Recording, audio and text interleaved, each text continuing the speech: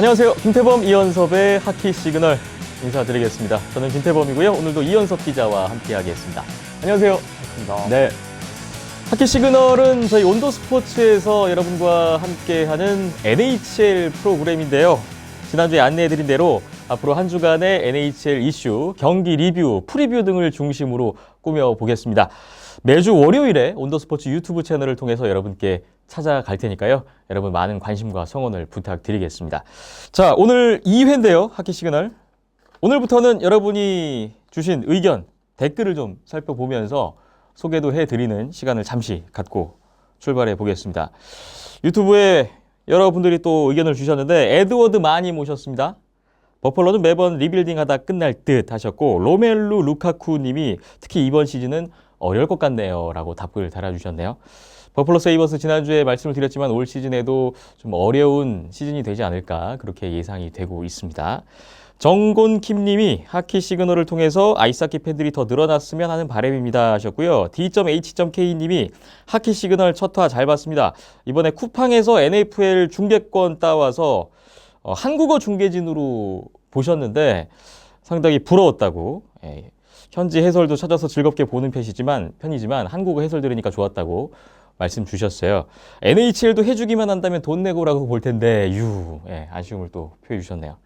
국내에서 올 시즌 NFL 중계가 시작이 됐죠. NHL은 우리나라에서 아무도 안 건드리고 있습니다.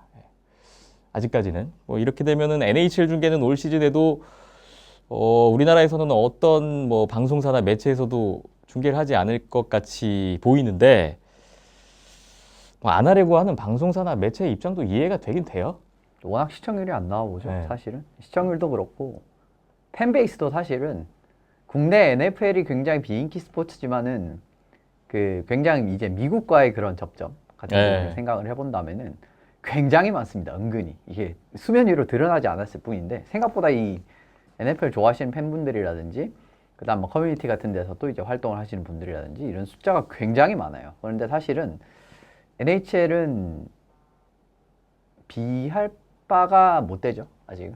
그러니까 우리나라에서 아직 NHL을 보시는 분들이 많지 않다 보니까 현재로서는 좀 NHL 팬분들로서는 하키 팬분들로서는 국내 팬들 입장에서 많이 아쉬운 상황인데 현실이 그렇다. 현실이 그렇기 때문에 안타까운 거죠. 그네들도 자선 사업가가 아니기 때문에 어느 정도의 그러한 이게 나와야 되는데 사실은 이제 만약에 이제 이런 거를 이제 추진을 하고 있으면 NHL 시즌이 아직 한 달 남았으니까 어떻게 할지 몰라요. 추진하고 있을 수도 있는데 근데 아마 이런저런 데이터 같은 거를 다 수집을 했을 겁니다. 그러면은 대충은 계산이 나오겠죠 아마. 그걸 봤을 때 조금 힘들지 않을까라는 생각을 가지고는 있습니다. 하루빨리 국내에서 좀 아이스하키 NHL 인기가 높아져서 한국어로 중계도 볼 수 있는 날이 왔으면 좋겠어요. 프로페이스 33님이 와 너무 잘 봤어요. 감사해요 하셨네요. N.리님이 새 출발 축하드립니다. 인사 주셨습니다. 로멜로 루카쿠님이 NHL 알려주는 방송 너무 좋습니다. 너무 원했는데 드디어 역시 댓글 주셨고요. 문백님도 너무 좋네요. 흐흐흐 하셨어요. 배구공님은 2화 언제 올라오냐고 하셨는데 박김찬 PD가 답글로 안내를 해드렸습니다. 저희 하키 시그널은 앞서도 안내드렸지만 매주 월요일 저녁에 업로드가 되니까 그 점 참고해 주시고요. 단 박김찬 PD가 건강하게 제 스케줄을 정상적으로 소화했을 경우에 매주 월요일에 하키 시그널 업로드가 되니까 여러분 많이 관심 가져주시면 감사하겠습니다. 그리고 마지막 댓글 정진성님 우선 국내 유일의 NHL 채널 오픈을 진심으로 축하드립니다. 몇 년간 쭉 들어보면서 느낀 점을 말씀드리자면 이 프로그램의 경우 우선 방향성부터 너무 아쉽습니다 라고 댓글을 시작해 주시면서 아주 장문의 아쉬운 그런 시청 소감을 전해주셨어요. 지금 내용 보니까 저에 대해서도 언제까지 질문만 하고 있을 거냐 이런 것도 시작해서 골수 팬들에게 먹힐 만한 프로그램에 대한 아이디어 이런 말씀도 주셨고요. 마지막에는 쓴소리 좀 했습니다만 답답해서 글 남기셨다고 처음부터 다 잘할 수 없지요. 하지만 확실한 진화와 업그레이드 보고 싶다고 댓글을 이렇게 마무리해 주셨습니다. 여기에 대해서 좀 답변을 드려야 될 것 같은데 우선 몇 년간 쭉 이렇게 저희 콘텐츠를 같이 즐겨주신 점 애청자로서 관심 어린 또 진심 어린 축하와 쓴소리까지 이렇게 긴 댓글까지 모두 감사의 말씀 드리겠습니다. 그리고 저희 프로그램과 뭐 저에 대해서 이렇게 실망하시고 아쉬워하시고 이런 것들 답답해하시고 계신 것 같은데 무엇보다 좀 안타깝고 좀 송구스러운 마음도 있어요. 근데 이 댓글 소기를 계기로 저희가 그동안 뭐 말씀도 드렸지만 하키 시그널을 시작하면서 그리고 온더스포츠가 그동안 여러분과 함께 해 오면서 저희가 추구했던 어떤 방향, 추구하고 있는 방향성 이런 것들에 대해서 좀 다시 한번 말씀도 드리고 설명을 드리면 좋겠다라는 생각이 좀 들더라고요. 일단은 저희 프로그램의 방향성에 대해서 좀 아쉽다는 말씀을 주셨는데 이건 이유가 명확한 것 같습니다. 그러니까 정진성님께서 원하시는 프로그램의 방향성과 저희 온더스포츠가 그동안 지향해 왔고 또 지향하고 있는 방향성이 서로 다르기 때문에 이런 아쉬운 반응이 나오지 않았나 싶어요. 그동안 저희가 뭐 비하인더넷이나 다른 경로를 통해서 뭐 여러 차례 언급해 드린 적도 있습니다만 뭐 온더스포츠의 존재 이유와 그리고 온더스포츠에서 생산되는 모든 콘텐츠의 그 존재 이유, 취지는 전적으로 아이스하키가 국내에서 좀 더 많은 분들의 사랑을 받았으면 좋겠다. 아이스하키 팬들이 국내에서 좀 더 많아졌으면 좋겠다라는 어떤 바람과 기대에 있습니다. 사실 저희가 뭐 아이스하키의 국내 아이스하키 시장에 투자할 만큼 무슨 재력이 있는 것도 아니고 무슨 권한이 있는 것도 아니고 저희가 할 수 있는 일은 보다 많은 분들과 함께 할 수 있도록 이 아이스하키의 국내 인기 상승에 조금이나마 좀 도움이 되는 역할을 하고 싶은 거거든요. 그래서 아무래도 저희 이런 온더스포츠와 프로그램에 이런 취지가 있다 보니 이미 좀 오랫동안 아이스하키와 NHL을 즐겨 오셨고 또 잘 아시고 애정이 깊으신 이런 소위 골수 팬분들이라고 해야겠죠? 정진성님과 같은 이런 분들도 계신데 그분들에 비해서 이제 상대적으로 좀 NHL에 대해서 아직은 잘 모르시거나 뭐 이제 막 흥미가 생기셨다든지 입문하신 지 얼마 안 되신 분들 그리고 또 영어 정보에 대해서 좀 익숙치 않거나 편하지 않으신 분들 저희는 지금 이런 분들까지 라이트 팬분들까지 모두 다 아우를 수 있는 그런 분들과 함께 즐길 수 있는 좀 프로그램을 지향하고 있습니다. 그래서 뭐 그런 부분들에 좀 포커스를 두고 있다. 그런 라이트 팬분들도 쉽게 알아들을 수 있는 그런 프로그램을 만들고자 하는 좀 방향성이 있다라는 것을 좀 다시 한번 말씀드리고 싶고요. 뭐 그러다 보니까 안타깝게도 골수 팬분들 입장에서는 뭐 이런 방향성과 그에 따른 내용이 뭐 시시하다, 뭐 수박 겉핥기식이다, 깊이가 없다, 재미가 없다 이런 반응이 충분히 나올 수도 있을 것 같아요. 네. 그런 부분들을 좀 헤아려 주셨으면 좋겠다라는 좀 부탁의 말씀을 일단 드려야 될 것 같습니다. 그리고 저는 저에 대해서도 말씀을 주셨는데 저는 이현숙 기자님처럼 아이스하키나 NHL 전문가가 아닙니다. 그래서 제가 뭐 이현숙 기자님과 같은 그런 NHL에 관련된 아이스하키에 대한 식견이 없기 때문에 그런 부분에 일단 차이가 있고 저는 이제 결정적으로 이 프로그램 안에서 저의 역할을 크게 두 가지로 생각하고 있거든요. 뭐 이 부분은 저희 연출자인 박힘찬 PD가 또 주문한 부분이기도 한데 저한테 중요한 건 일단은 이현숙 기자님이 갖고 계시는 어떤 지식이나 식견 이런 것들이 라이트 팬분들에게 좀 자세하게 쉽게 잘 전달될 수 있도록 시청자분들을 대신해서 제가 질문을 잘 하는 거라고 생각해요. 그게 저의 우선적인 역할이라고 생각하고 잘 질문을 하고 듣는 거 그리고 둘째는 그런 질문들이나 어떤 프로그램의 내용 구성들이 좀 매끄럽게 이어질 수 있도록 진행을 잘 하는 거다. 크게 이렇게 두 가지가 저의 가장 큰 역할이라고 생각합니다. 그래서 저는 이 프로그램 안에서 인터뷰어로서 계속 이현숙 기자님께 질문을 하고 있는 거고요. 제가 뭐 몰라서 질문하는 것도 있고 알지만 모르는 척 질문하는 것도 있고 그렇게 질문을 하는 것도 제 역할입니다. 공부를 전혀 안 한다는 말씀은 아이고 저는 좀 억울한데요. 공부가 부족할 수는 있겠으나 뭐 전혀 안 하지는 않고요. 저는 질문을 잘 하기 위해서 공부를 계속 하고 있습니다. 그 부분은 좀 이해를 해주셨으면 좋겠고 어쨌든 뭐 제가 갖고 있는 이 프로그램 안에서 저의 방향성은 그것이다 보니까 또 저에 대한 그런 아쉬움도 묻어나시지 않았을까 싶어요. 뭐 아무튼 뭐 온더스포츠나 저나 이런 서로 생각하고 있는 방향성이 다른 것이 좀 중요한 포인트였던 것 같고요. 뭐 안타깝고 송구한 마음이 먼저지만 일단 저희도 어떤 한정된 시간과 여건, 제약, 뭐 능력 이런 것들이 있기 때문에 그런 부분들을 좀 감안해서 저희가 설정한 방향성에 대해서 다시 한번 좀 이해를 구해야 될 것 같고 그 부분은 좀 헤아려 주시고 물론 아쉬운 부분도 있으시겠지만 장점도 분명히 있으니까 예, 그런 점 감안해서 저희 프로그램을 즐겨주시면 좀 더 감사하겠다라는 그런 부탁의 말씀을 드리겠습니다. 제가 이렇게 뭐 좀 길게 답변을 좀 드렸지만 이 외에 추가적인 어떤 답변이나 안내 설명은 저희 연출자인 박힘찬 PD가 오늘 여기는 출연을 안 하잖아요. 비하인더넷에 출연을 해서 또 답변을 드리거나 온더스포츠 유튜브 채널을 통해서 소통 라이브를 준비하고 있다고 해요. 그때 더 자세한 이야기를 드린다고 하니까 그 부분도 좀 더 참고해 주시면 좋을 것 같습니다.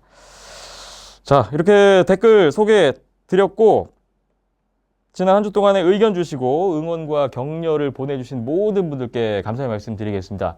앞으로 프로그램 감상하시면서 뭐 어떤 의견이라도 좋고요. 또 각 팀에 관련된 여러분의 생각 이런 것들도 언제든지 기다리고 있으니까 댓글로 많은 참여 부탁을 드리겠습니다. 그럼 오늘 본론으로 들어가야겠죠? 오늘 동부 컨퍼런스 메트로폴리탄 디비전 프리뷰 지금부터 출발해 보겠습니다.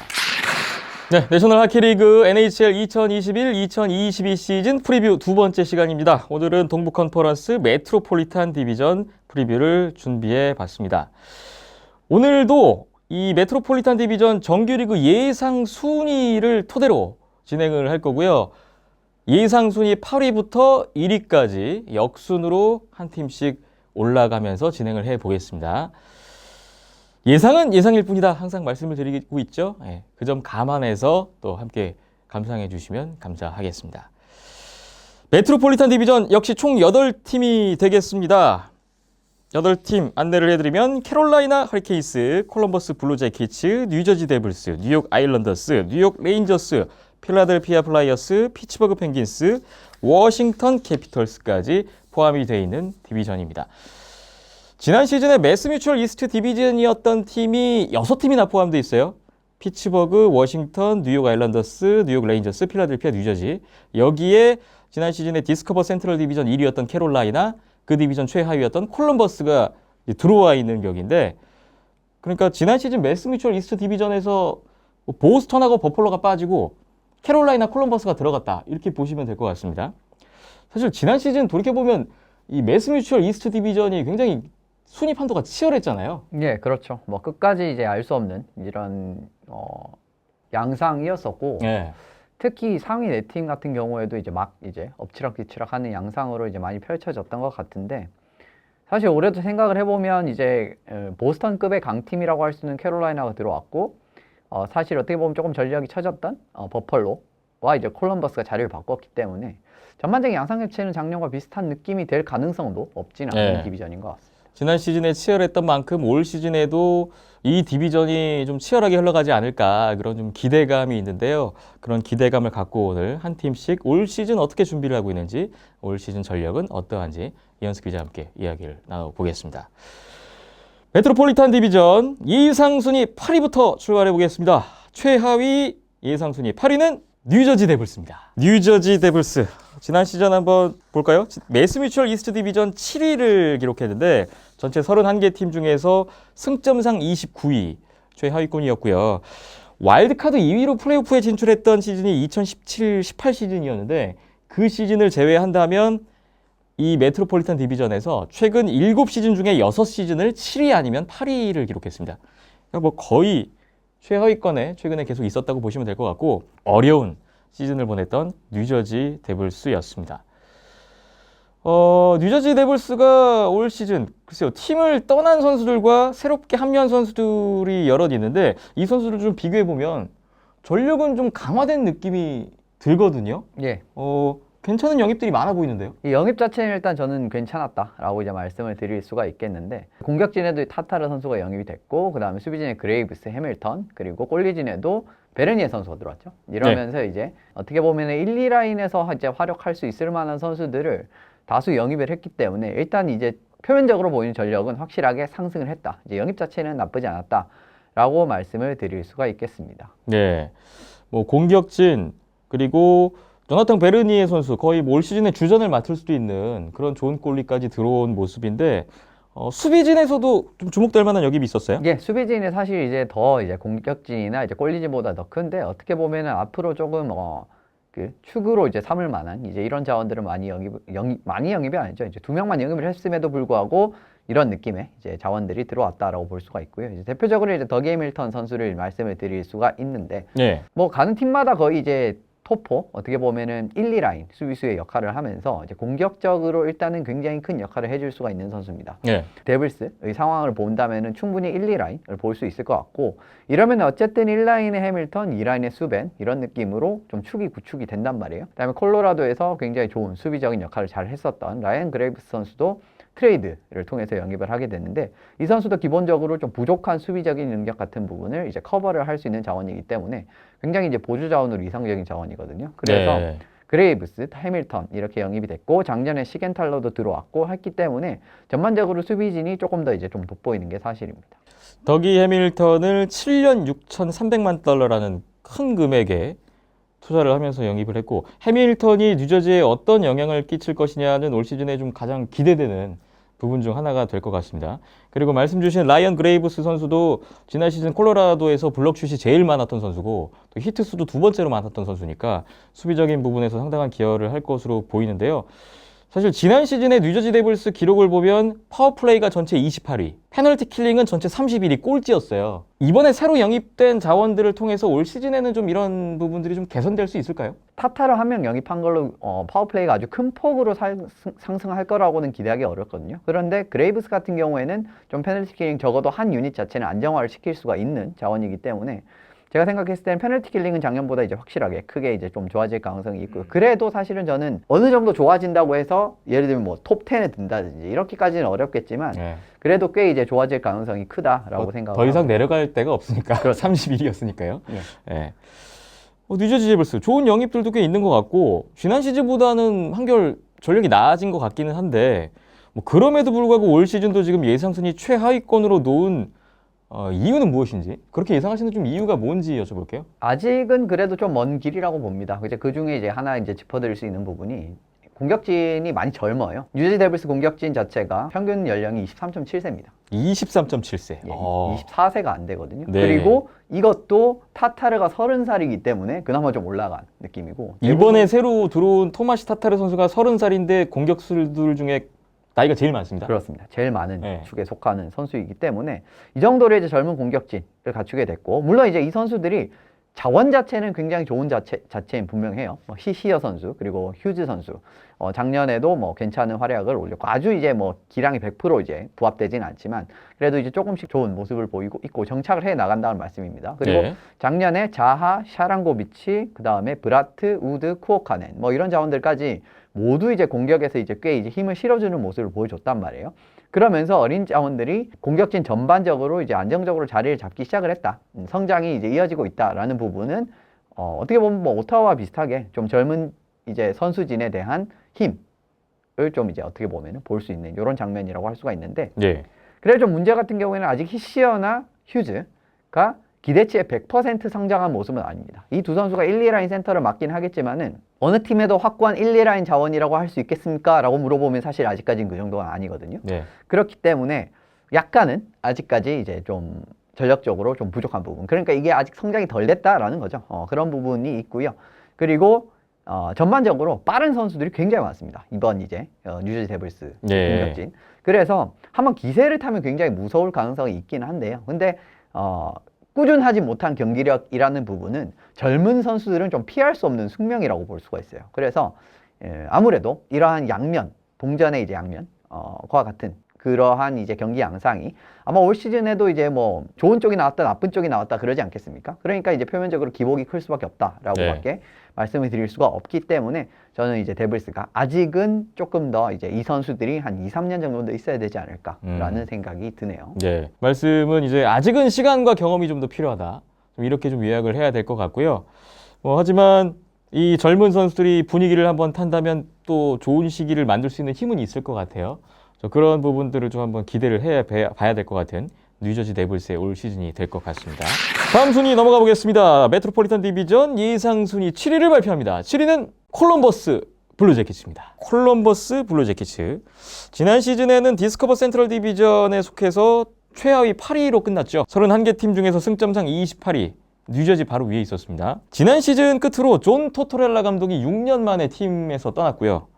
코치였던 브래드 라슨 코치가 감독으로 승격돼서 이제 새로 부임한 감독과 함께 새 시즌을 맡게 되는 콜럼버스 블루재킷입니다. 올 시즌 콜럼버스의 전력상 강점부터 한번 볼까요? 어떤 부분이 있을까요? 공격진이나 이제 골텐딩 같은 경우에는 생각보다 나쁘지 않습니다. 이제 팀 전력이 일단 보라체크 선수를 다시 영입을 한 그림이죠. 다시 영입이 아닌데 어쨌든 팀에 다시 들어온. 그러니까 10년 만에 돌아온 거죠. 돌아왔습니다. 네. 그렇게 돌아오게 됐고, 근데 필라델피아에서 워낙 이 선수가 이제 공격을 이끄는 역할을 이제 주로 했었기 때문에 1라인, 2라인 득점원 역할을 많이 했었기 때문에 어쨌든 1, 2라인에 채울 수 있는 자원이 들어왔다라는 겁니다. 예. 그리고 주 득점원으로 이제 기용할 만한 자원, 라인의 선수 그대로 있고 로스로빅 선수도 있고요. 그다음 위캐스트 선수도 올해는 아마 복귀가 될 거고요, 풀타임으로. 그리고 지난 이제 올림픽 예선에서 이제 좋은 모습 보였었던 비오르크스트란드 그리고 텍시에 이런 선수들도 많기 때문에 예. 기본적으로 득점원 부분에서는 크게 이제 걱정할 필요는 없다라고 이제 생각이 듭니다. 특히 톱6 같은 부분은 2라인 센터 말고는 그렇게 이제 크게 걱정할 만한 부분이 없다라고 봐요. 이제 윙 같에는 확실하게 이제 그 5명 잘 이제 채워졌다라고 보고요. 예. 그다음에 활동량 그리고 보조 득점원으로 좀 성장할 만한 선수들도 굉장히 많거든요. 일단 기본적으로 활동량 잘 챙겨줄 수 있는 선수가 커렐리 선수라든지 그다음에 득점원으로 성장할 수 있을 만한 선수들은 뭐 뱀스트램 그리고 치나호프 그리고 뭐 스탠룬드 뭐 이런 선수들이 있기 때문에 전반적으로 이제 일단 포워드 공격진에서의 그러한 숫자 그리고 많은 역할에 대한 선수들 자체는 많기 때문에 큰 문제는 없어 보이긴 합니다만 조금 2라인 센터가 아무래도 이 자리 빼고는 공격진은 생각보다 경쟁력이 있어 보입니다. 네. 일단은 캠 애킨슨이 떠난 거는 좀 아쉬울 수 있겠으나 야쿠프 보라체크가 들어왔다는 점은 뭐 그 공백을 충분히 메우고도 그 이상일 수 있는 기대감이 좀 있는 것 같고요. 그리고 예고로 치나우프 선수 2020년 1라운드 그 깜짝 지명의 주인공인데 KHL에서 한 시즌 보내고 이번에 계약을 해서 팀에 합류를 한다고 해요. 여기에 또 KHL에서 뛰었던 저스틴 댄포스 선수가 또 들어왔어요. 예. 이런 부분들도 뭐 공격진에서는 좀 더 층이 탄탄해진 그런 콜럼버스의 모습이 아닌가 생각을 해볼 수 있을 것 같습니다. 골텐딩 한번 볼까요? 골텐딩도 괜찮은 것 같은데요? 예, 메르드 링킨 선수랑 코르피살로 선수가 어떻게 보면은 또 그냥 유지가 됐어요. 이제 네. 이 두 선수가 동갑내기 골리인데 어느 선수도 이제 주전 역할을 할 수 있는 사실 거의 뭐 A급 골리 정도는 된다라고 봅니다. 그러니까 주전 백업을 양분히 할 수 있는 그런 수준으로 이제 어떻게 보면은 두 선수가 좀 적재적소에 이제 이렇게 기용만 되면은 조금은 부진한 상황이 있으라도 잘 커버가 될 수 있는 이런 느낌이 될 수 있을 것 같고요. 예. 그래서 조합적으로는 저는 이제 코르피살로나 메르드링키스의 조합 자체는 뭐 그렇게 나빠 보이지는 않습니다. 예. 유나스 코르피살로 선수 같은 경우에는 2019-20 시즌에 특히 플레이오프 때 보여줬던 그런 좋은 모습이 사실 지난 시즌에는 그만큼 안 나왔었는데 지난 시즌 때 정도의 좀 폼을 좀 회복해 준다면 훨씬 더 시너지가 나지 않을까 그런 생각도 해보게 됩니다. 올 시즌 콜럼버스 전력상 강점에 대해서 먼저 말씀을 드려봤는데 그렇다면 올 시즌 전력상 좀 약점은 뭐가 있을까요? 아무래도 수비진에 대한 공백이 저는 대처가 100% 이루어지지 않았다라고 봅니다.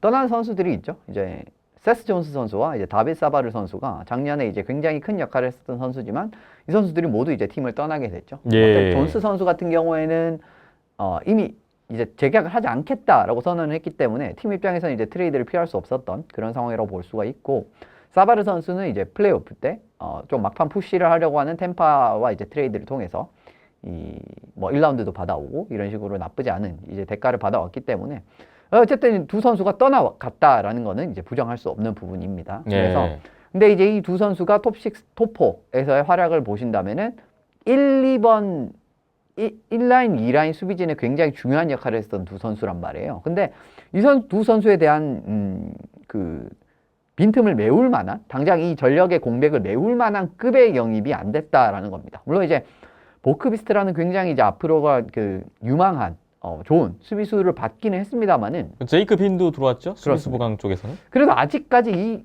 두 선수가 이 앞서 말씀드린 세스 존스라든지 그 다음에 이 사바르 빈 공백을 100% 메워주시는 선수들은 아니란 말입니다. 예. 그런 부분에서 이제 문제가 있다. 부분이 있기 때문에 수비적으로 일단 이제 공백이 나타났단 말이에요. 이제 여기에 대한 이제 공백을 전 잘 메우지 못했다라고 보기 때문에 좀 이제 전력을 높게 볼 수가 없는 거고요. 그리고 라르센 감독의 그 성향을 또 알 수가 없습니다. 어떤 느낌의 이제 팀을 꾸려가게 될런지. 네. 아무래도 토토렐라 감독이랑은 이제 많이 좀 이제 다른 체계를 가져갈 수도 있는 거고, 아니면은 비슷한 체계를 가져갈 수도 있는 거거든요. 근데 어느 쪽으로 가더라도 지금 이제 그 선수진의 깊이나 구성 자체가 썩 완벽하게 이제 그러한, 일단 그 스테알도 한번 봐야겠지만 부합할 어느 선택이 될런지도 이제 확신할 수가 없기 때문에 그런 부분에서도 좀 불안 요소가 많기 때문에 제가 생각을 했을 때는 올해도 좀 어려운 시즌을 보내지 않을까라는 생각이 듭니다. 네. 아담 보크비스트와 제이크빈이 들어오기는 했지만 이 선수들이 장기적으로는 성장 기대치가 있지만 당장의 전력으로는 좀 세스 존스나 다비드 사바라의 공백을 좀 메우기는 어려워 보인다라는 말씀이셨고, 정말 이 라슨 감독의 체제는 어떤 하키를 보여줄 것인가?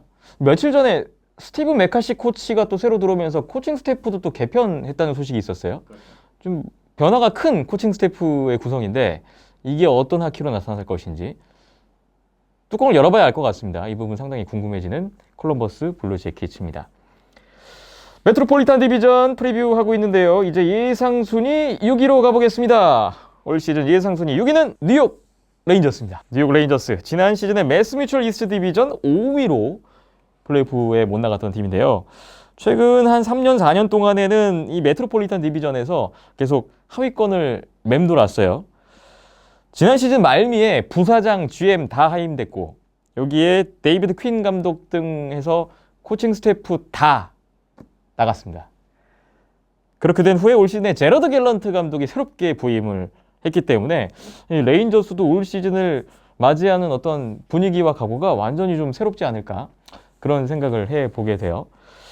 갤런트 감독이 새로 부임을 한 게 일단 커 보이는데 이 새로운 감독에 따른 어떤 선수 변화에 좀 특징이 있을까요? 어떤 부분들이 좀 보이십니까? 전반적으로 영입한 자원들을 보시면은 피지컬 그리고 이제 깊이, 선수진의 깊이, 그러니까 전반적으로 조금 얕았던 선수진의 깊이 같은 부분을 충족할 수 있는 부분이라든지 활동량을 좀 많이 위시한 자원들을 많이 이제 영입을 했어요. 구드로라든지 이제 템파에서 지난 시즌에 활약한 구드로, 그리고 라이언 리브스도 이제 영입을 했고 세미 블레이 선수까지 이제 영입을 하면서 확실히 이 세 선수 같은 경우에는 활동량 같은 부분에서 이제 큰 강점을 보여줄 수 있는 선수들이거든요. 그래서 이전에 있었던 자원들보다는 저는 갤런트 체제에 조금 더 맞는 자원이라고 생각을 합니다. 그리고 라이언 리브스를 진짜 잘 쓰거든요. 그 제러드 갤런트 감독이 예전에 베이거스 골든 나이츠 때 쓰지 않았습니까? 굉장히 잘 쓰는 이제 유형의 선수이기 때문에 좀 익숙한 부분도 있을 것 같고요. 3, 4라인에 일단은 기본적으로 이제 쭉 포진이 되면서 전반적인 선수진의 깊이를 이렇게 채울 수가 있고 좀 피지컬 플레이 같은 부분에도 능한 부분이기 때문에 약점 부분을 조금 보강한 선택이 아닌가라는 생각이 듭니다. 감독의 성향이 느껴질 수 있는 그런 선수들 구성이 좀 보인다라는 부분은 좀 긍정적으로 볼 수 있을 것 같고, 근데 반면에 일단 공격진 쪽에서 파벨 부치네비치 선수의 이탈은 좀 아쉬움이 있을 것 같기도 해요. 어떻습니까? 예, 워낙 그 좋은 득점원이었기 때문에 이 선수 같은 경우에는 지난 시즌에는 정말 쇼트핸디드 같은 부분에서도 이제 많이 활용이 됐었던 선수인데 원래는 이제 페널티 킬링에는 잘 활용이 되지 않았던 좀 공격적인 유형의 선수인데 조금은 당연히 이제 표면적으로 보면 굉장히 아쉬울 수 있겠지만 지금 뉴욕 레인저스에는 카포카코, 그 다음 비탈리 크랍초프, 알렉시 라프레니에 뭐 이런 굉장히 이제 젊은 이 그 득점원 유형의 선수들이 굉장히 많아요.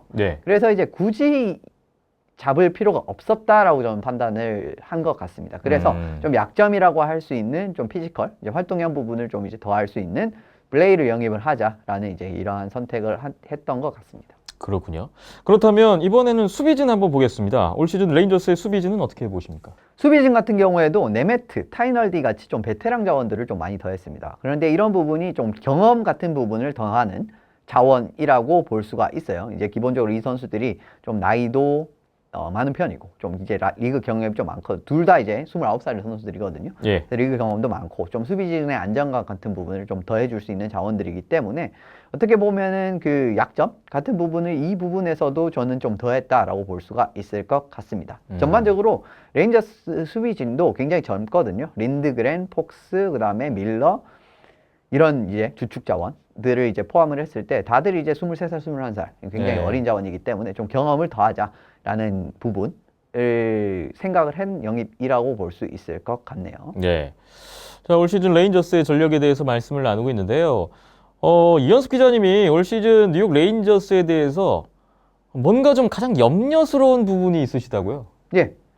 이거는 주전골입니다. 이고리 셰스토르킨 선수가 본연의 모습이 어떤 모습인지 저는 아직까지 확실하게 나타나지 않았다라고 봅니다. 네. 그런데 이 선수에게 굉장히 큰 계약의 그 규모의 계약, 그 주전급 골리 규모의 계약을 선사를 했었죠.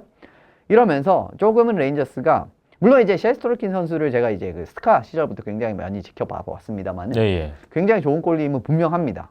그럼에도 불구하고 사실 NHL에서의 그러한 이때까지의 경기 수가 플레이오프 포함해도 아마 50경기가 안 될 겁니다. 그럼에도 불구하고 이 선수에게 그냥 지주원을 그냥 낙점을 한 수준의 금액을 떡 안겨줬거든요. 그래서 사실 작년에 이제 그 스탯 라인을 봐도 평균 시점 2.62에 91.6이면 이 팀을 확고히 가자라기에는 사실은 이게 조금 위험할 수도 있는 수치란 말이에요. 조금은 어떻게 보면은 조금 위험할 수도 있기 때문에 물론 이제 그 기대치를 100% 충족을 해서 별 문제가 없다면은 뭐 레인저스 입장에서는 그 기대치만큼의 그런 계약이 갈 수가 있는데 지금은 사실은 좀 불안감한 부분은 없지는 않아요. 이제 또 이제 앞서 말씀드렸듯이 레인저스의 수비진이 아직은 젊고 수비적으로 조금 더 이제 안정감이 있는 팀은 아니라고 볼 수가 있기 때문에 조금 더 골리의 부담이 커지는 팀이긴 맞거든요. 그래서 셰스토르킨이 생각보다 좋은 모습을 보여주지 못한다면은 사실 이제 이거는 이렇게 되면 좋은 성적까지도 거두기 힘든 측면이 있는 거고. 그렇겠죠. 그렇죠. 예, 그런 부분에서 그리고 계약 규모도 적지가 않기 때문에 팀 입장에서 조금 이제 머리가 아픈 상황이 나올 수도 있는 거기 때문에 저는 셰스토르킨 선수가 주전 골리로서 얼마나 좋은 모습을 풀타임 주전으로서 얼마나 좋은 모습을 보여줄 수 있을지가 굉장히 중요한 요소라고 봅니다. 네, 이고리 셰스토르킨 선수가 20대 초반에 스카에서 KHL에서는 뭐 최고의 골리로 이미 인정을 받았고 그 후에 NHL에 데뷔를 해서 올 시즌 NHL에서 세 번째 시즌을 맞이하게 되는데요. 과연 셰스토르킨 선수가 NHL에서도 올 시즌에 이제 풀타임 주전 골리로 발돋움할 수 있을 것인가? 이 부분이 상당한 레인저스로서는 관건이 될 것 같아요. 백업으로는 올 시즌에도 게오르기 F와 이제 킹케이드가 준비를 하고 있는데 어쨌든 뭐 계약 규모나 이런 걸로 봤을 때는 셰스토르킨 선수가 주전이거든요. 네, 해줘야 될 선수가 얼마나 해줄 수 있을지 한번 봐야 될 것 같습니다. 마지막으로 제러드 갤런트 감독이 최근에 성과가 워낙 좋았기 때문에 이 갤런트 감독이 레인저스를 맡았을 때 레인저스가 어떻게 변화할 수 있을까에 대한 기대감이 좀 크거든요. 그 부분에 대해서는 좀 이현숙 기자님은 어떤 좀 기대치를 갖고 계세요? 개인적으로 조금은 걱정이 되는 부분에 있어요. 물론 이제 갤런트 감독이 좋아하는 유형의 선수들, 집안의 자들이라든지 뭐 이런 선수들이 분명히 이제 그 기존 자원에도 있기는 합니다만은 네. 기본적으로 제러드 갤런트 감독은 굉장히 이제 그 적극적인 압박, 그리고 활동량, 스피드, 트랜지션 게임 이런 부분을 강조하는 유형의 그 감독이고, 예. 그리고 체킹 게임 같은 부분도 못지않게 강조를 하는 유형의 선수입니다. 그런데 사실 지금 레인저스가 가지고 있는 자원들이 이러한 갤런트 감독의 하키에 100% 부합할 만한 자원이 주축 자원이 저는 사실 파나린도 조금은 걱정이 되고 카코, 크랍초프, 라프레니에까지 이런 유형의 선수들이 아니거든요. 그래서 새로운 감독 체계에서 이 선수들이 얼마나 쓸지 물론 이제 기본 능력치가 워낙 좋은 선수들이기 때문에 어느 정도는 잘 하기는 분명 틀림없습니다만은 조금은 걱정이 되는 부분이 있습니다. 기본적인 성향 자체가 조금 이제 하키 스타일이 조금 안 맞다라고 생각을 하기 때문에 그래서 이제 그 기량을 100% 이제 발휘하지 못한 선수가 있죠. 바딤 시파초프. 대표적으로 예. 베이거스에서 잠깐 있었던 바딤 시파초프입니다. 그 전에 굉장히 좋은 모습으로 어떻게 보면 2년 계약까지 맺으면서 450만 달러, 연평균 450만 달러였기 때문에 제법 큰 규모의 계약이었거든요. 그러면서 이제 베이거스가 좀 득점 라인 센터로서 써보겠다라는 이제 그러한 생각이 있었는데 시파초프 선수는 사실 이제 그 갤런트 감독이 원하는 유형의 이제 그런 그 움직임을 보여주는 선수가 아니란 말이에요. 굉장히 움직임을 잘 찾아 들어가고 좀 쓸데없는 움직임은 잘 하지 않고 어떻게 보면 좀 정적인 유형의 선수라고 할 수가 있는데 거의 쓰지 않았죠. 거의 프리시즌부터 제대로 이제 기용을 하지 않는 모습을 보이면서 좀 이제 자기에 맞지 않는 선수를 이렇게 조금은 기용하지 않는 모습을 그래서 마이너에 넣었고 본인의 불만 선수 입장에서는 좀 불만이 생기고 이러니까 다시 러시아로 돌아가는 이런 이제 결과를 낳게 됐는데 사실 이제 뭐 파나린이라든지 뭐 크랍초프나 카코나 라프레니에르가 시파초프처럼 아예 그 정도까지의 아예 안 쓰지는 않을 겁니다. 그런데 일단은 성향 자체가 좀 스타일 자체가 딱 부합하는 스타일이 아니라는 부분을 언급을 드리고 싶기 때문에 좀 걱정이 된다. 그래서 조금은 이제 좀 우려가 되는 부분이 있다라는 부분을 말씀을 드리고 싶네요. 그렇군요. 스포츠에서는 감독과 선수가 서로가 서로를 잘 만나야 되는 아주 또 중요한 또 변수가 있는데 이번에 제러드 갤런트 감독 체제에서 레인저스의 기존 선수들이 어떤 변화를 가져갈지 어떤 모습을 보여줄지 이 부분도 좀 눈여겨보면 재밌을 것 같습니다. 메트로폴리탄 디비전 다음 예상 순위로 넘어가 보겠습니다. 예상 순위 5위의 차례인데요. 예상 순위 5위는 피츠버그 펭귄스입니다. 자, 피츠버그 펭귄스 지난 시즌에 매스뮤추얼 이스트 디비전 1위로 플레이오프에 올라갔었죠. 디비전 4위를 유지하다가 정규리그 마지막 11경기에서 9승 2패라는 좋은 페이스를 보이면서 워싱턴, 보스턴, 뉴욕 아일랜더스를 제치고 디비전 1위를 차지한 바 있어요. 하지만 플레이오프 1라운드에서 4번 시드인 아일랜더스에게 패하면서 탈락을 했던 피츠버그의 지난 시즌이었습니다. 피츠버그는 이 메트로폴리탄 디비전에서 그동안 줄곧 거의 2위 아니면 3위 정도는 했던 팀이고요. 늘 상위권에 있었던 걸로 기억이 나거든요. 근데 5위라면 좀 어울리지 않는 순위가 아닌가 이런 생각을 좀 먼저 해보게 되는데 글쎄요, 올 시즌 전력이 어떻길래 지금 5위로 놓으셨는지 너무 궁금해요. 근데 사실은 저는 이제 생각을 하는 게 3, 4, 5는 좀 이제 이렇게 좀 변동성이 있다라고 생각을 합니다. 지금 3, 4, 5위로 생각하는 팀들은. 근데 지금의 여러 가지 변수를 봤을 때 피츠버그가 5위가 될 가능성이 좀 높다라고 보고 이 디비전에서 저는 5팀이 플레이오프에 갈 가능성이 크다라고 보기 때문에 결과적으로 이제 플레이오프에 발을 붙일 수는 있지 않을까라는 생각이 듭니다. 예. 기본적으로 센터 3명이 있다라는 부분이 이제 슈퍼스타 A급, S급 슈퍼스타 센터 3명이 있다라는 부분에 대한 경쟁력을 짚어드리고 싶어요. 크로스비, 말킨, 그리고 지난 시즌 후반에 영입했던 제프 카터 선수가 있죠. 근데 다 이제 아직까지 계약이 남아 있습니다. 예. 그러면서 1, 2, 3라인 센터진이 지금 건재하다라는 부분은 어떻게 보면 팀 입장에서 굉장히 큰 강점이라고 볼 수가 있을 것 같습니다. 그리고 아직까지 이제 크로스비와 말킨이 기량상으로 아주 떨어지는 느낌은 없어요. 그리고 카터도 이제 피츠버그 합류 이후에 14경기에 9골 2어시스트 올리면서 중요한 부분에 골을 굉장히 많이 넣어주는 모습을 보여주고 3라인에서 팀의 힘을 조금 이제 경쟁력을 이제 붙이는 이런 느낌의 경기력을 선사를 했기 때문에 제가 생각을 했을 때는 올 시즌에도 꽤 좋은 센터진 경쟁력은 일단은 보여줄 수 있지 않을까라는 생각이 듭니다. 시드니 크로즈비와 예브게니 말킨 두 슈퍼스타가 건재하고 또 지난 시즌에 넘어와서 중간에 와서 굉장히 잘해줬었던 제프 카터까지 탄탄한 센터진 일단 강조를 해주셨어요.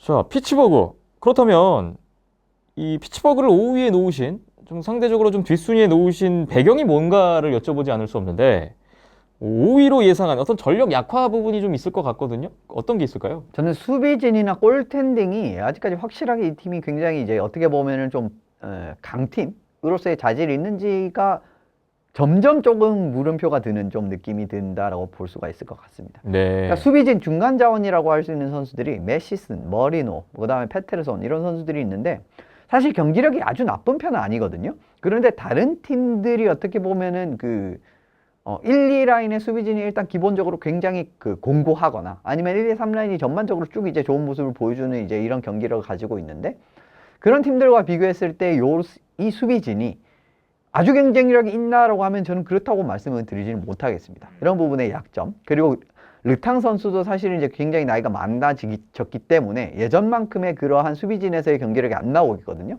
이런 부분에서의 불안점. 그래서 전 수비적인 좀 불안점을 1차적으로 언급을 드리고 싶고 그리고 골텐딩도 트리스턴 자리, 케이시 드스미스 똑같죠. 작년이랑. 그대로 갑니다. 어떻게 보면 작년에 그 어려운 상황에서도 1위를 해서 올라가지 않았습니까? 그런데 탈락의 원인은 사실은 아직도 없는 주전 골리거든요. 누가 주전 골리라고 할 수 없는 이러한 피츠버그 골텐딩의 좀 답답한 상황. 근데 이게 개선될 만한 움직임이 전혀 없었단 말이에요. 그래서 저는 수비 골텐딩이 좀 상위권으로 발돋움하기에 그렇게 충분한가라는 부분에 대한 좀 의문점이 들었기 때문에 좀 피츠버그를 플레이오프 5팀 중에 제일 이제 최하위에 넣었다고 보시면 될 것 같습니다. 네, 수비 자원 쪽에서 좀 약화된 모습이 보이고 여기에 지금 골텐딩인데 트리스탄 자리 선수가 지난 시즌에는 성장하는 모습을 보여줬다고는 말씀드리기가 좀 어려울 것 같아요. 특히나 플레이오프 때 부진했던 모습이 좀 많이 아쉬움으로 남았고 케이시 드스미스 선수 같은 경우에도 지난 시즌이 NHL 복귀 시즌이었는데 나이에 비해서 NHL 경력이 그렇게 많지는 않더라고요. 나이가 30살임에도 불구하고. 그래서 어쨌든 이 두 선수가 그대로 이제 골문을 지켜줘야 되는데 좀 불안감이 든다. 라는 말씀이셨어요. 올 시즌에 필리프 린드베리라는 핀란드 출신 골리가 한 명 보강이 된 것도 좀 확인할 수가 있는 또 피츠버그의 지금 골텐딩의 상황이네요. 자, 이외에 또 추가적으로 좀 염려스러운 부분이 있죠. 주축 선수들의 이제 세대 교체를 좀 걱정해야 될 타이밍이 왔습니다. 지금 크로즈비, 말킨, 르탕이 모두 이제 33살, 34살 넘어갔죠. 세대 교체 진짜 진정하게 그 고려를 해봐야 될 타이밍이 됐어요. 여기에 지금 제프 카터 36살짜리 선수도 그렇죠. 들어왔어요. 그런데 앞서 말씀드렸듯이 이 팀의 가장 강력한 경쟁력은 부분은 1, 2, 3라인 센터거든요. 근데 네. 1, 2, 3라인 센터가 다들 지금 나이가 굉장히 많습니다. 말킨 35, 크로즈비 34, 카터 36. 예, 이 정도로 그렇습니다. 나이가 많다라는 부분. 그리고 이미 크로즈비 선수는 손목 부상으로 6주 이상 플러스 이제 어떻게 보면 시즌 개막을 못 맞춘다라는 이야기가 나왔어요. 크로즈비 선수가 개막 후 첫 4경기 못 나온다 이런 얘기가 이미 나왔고 네. 지금 말킨 선수도 무릎 부상 때문에 개막전 출장이 어렵다는 얘기가 나오고 그렇죠. 있습니다. 예, 그렇기 때문에 사실 이게 나이가 들면서 어쩔 수가 없는 부분이거든요. 부상 네. 같은 부분이 쌓이는 부분은. 그런데 지금 올 시즌은 지금 시작하기도 전에부터 이런 모습이 나온다라는 부분이기 때문에 이런 부분에서에 대한 좀 불안점이 시즌 내에서도 좀 나오지 않을까라는 생각이 듭니다. 나이가 많은 선수들이 지금 시즌 개막하기도 전에 건강 문제로 좀 애를 먹고 있는데 이게 시즌 들어가서 시즌 도중에 또 언제 어느 순간에 부상이 올지 모를 것이기 때문에 그렇죠. 이 주축 선수들이 나이가 많다는 부분은 꽤나 신경 써야 할 부분인 것 같고요. 그리고 크로즈비, 말킨 선수가 커리어를 쭉 봐도 그렇게 부상이 없는 선수들이 아니었습니다. 꽤 이제 부상이 많았던 선수들이거든요. 이제 그렇기 때문에 앞으로 이제 더 심해질 여지도 사실은 없다라고 볼 수는 없어요. 물론 이제 그래서는 안 되겠지만 그렇기 때문에 좀 나이 같은 부분도 좀 변수로 들 수 있지 않을까. 이제 주축 선수들의 네. 그렇게 생각을 합니다. 이런 부분에 대한 불안감을 좀 지우기 위해서는 뭐 제이슨 주커라든지 뭐 새로 영입된 선수들이 좀 더 자기 목 이상을 해줘야 될 필요도 있을 것 같다는 생각도 해보게 됩니다. 예, 저커 선수가 이제 영입된 이후에 좀 부진했기 때문에 올 네. 시즌 어떻게 보면 좀 부활하는 시즌을 보여줘야 될 것 같고요. 저는 사실 저커 선수는 피츠버그 책에 딱 맞는 선수라고 생각을 했지만 생각보다 좋은 모습을 전혀 보여주지 못하고 있는 그런 네. 상황이기 때문에 조금은 어떻게 보면 좀 아쉬운 부분도 있는 이런 상황이라고 볼 수가 있고, 그리고 센터 자원은 기본적으로 좀 활동량이 많은 포지션입니다. 그렇기 때문에 좀 부상 이제 더 오기 쉽죠. 다른 이제 윙 포지션보다는 기본적으로 윙 포지션보다는 활동량이 많을 수밖에 없는 이 빙판의 이제 끝에서 끝을 왔다 갔다 해야 되는 능력 같은 부분이 있기 때문에 그래서 더 이제 이 센터 3명의 나이가 많다라는 부분을 조금 더 언급을 드릴 수가 있겠네요. 그렇군요.